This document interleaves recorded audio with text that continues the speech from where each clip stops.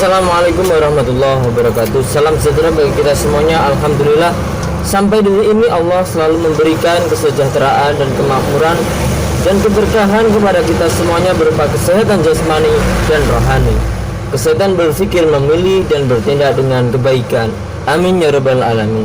Baiklah teman-teman, seperti biasanya, agar kita hidup tetap menjadi berkah dan kita menjadi hamba Tuhan yang dicintainya, maka lantunan dan panjatan doa menjadi hal yang seharusnya lumrah kita lakukan untuknya. Bagi teman-teman muslim, boleh berdoa dengan ajaran agama masing-masing, dan saya sebagai muslim mengajak teman-teman muslim untuk membaca Al-Fatihah. Ila hadinya wa ala kulli niyatin sholihah. Al-Fatihah.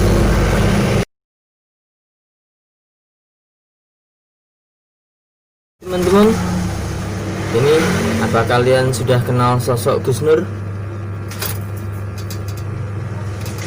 Ampun Gus, sanes jenengan.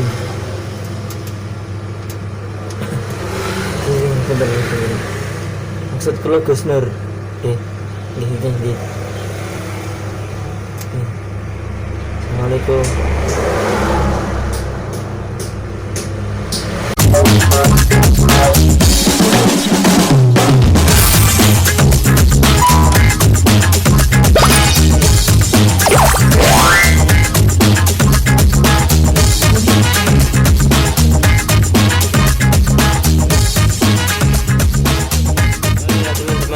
Gus Nur ini adalah seorang pendakwah ya. Dia juga seorang YouTuber. Beliau ini dulunya berangkat dari dakwah kubur, di dalam kubur, sehingga sampai saat ini beliau terkenal dengan dakwahnya yang sangat berani. Sekarang pun Gus Nur masih saja mengkritik pemerintah, yang katanya pemerintah itu kurang efisien atau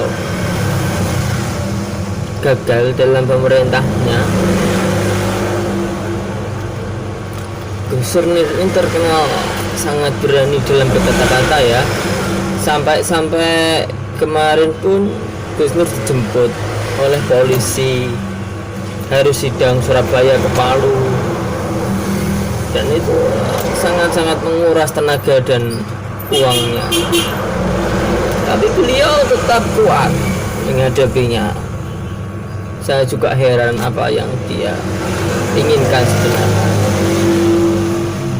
Tapi kalau dari penuturannya, memang dia itu berkata itu demi kebaikan dan kejujuran. Dia selalu mengkritik rezim. Apa yang salah dengan kritikan Gus Nur?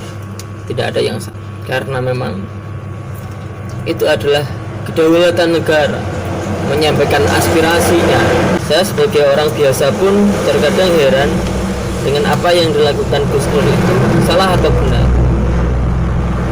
Tetapi kita harus belajar ya, bahwa semua itu memang harus dilakukan untuk mencapai negara yang demokratis, untuk mencapai negara yang merdeka.